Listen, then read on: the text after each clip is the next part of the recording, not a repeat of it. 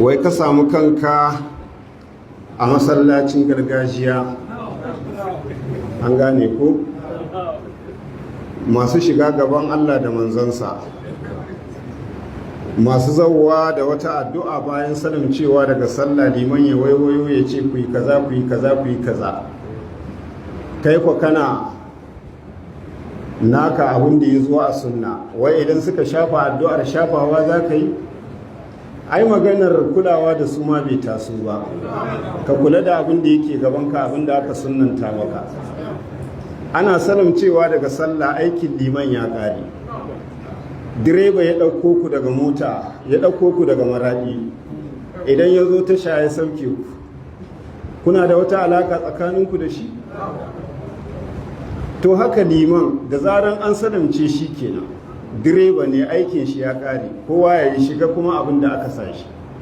Kenan ana salamcewa daga sallah iya abin da ya zo a sunna na zikiri da manzon Allah sallallahu alaihi wasallama ya karantar da mu shine iya abin da yake kanka.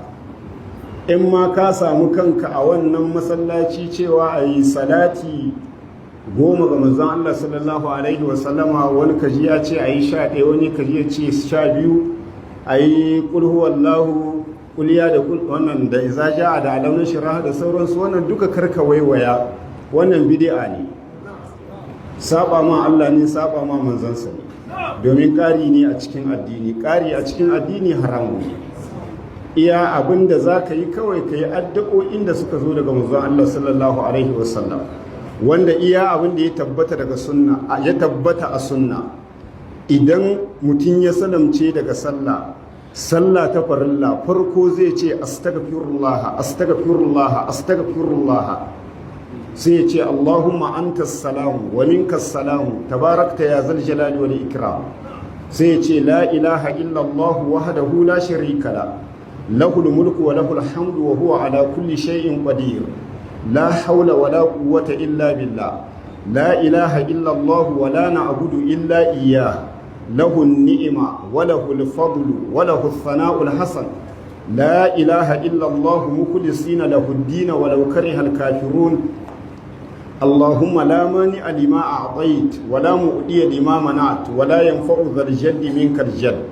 Sannan sai ya karanta ayatul kursi ko kuma ya gabatar da tasbihi subhanallah subhanallah subhanallah 33, walhamdulillah walhamdulillah 33, Allahu akbar 33. Na ɗarin ya cike da la ilaha illallah wahdahu la sharika la, lahul mulku wa lahul hamdu wa huwa ala kulli shay'in qadir, kuma sai ya karanta ayatul kursi ko kuma kafin yayi tasbihin ya karanta ayatul kursi. Wannan shine abin da ya tabbata a sunna. Wannan azkar kuma gaba ɗayan su sunan su addu'a, ana kiransu du'aul ibada, an gane ko du'aul ibada. Don haka ita wannan ita ce addu'ar da aka sunnanta mana bayan salamcewa daga kowace sallah ta farilla, amma ba du'aul mas'ala ba.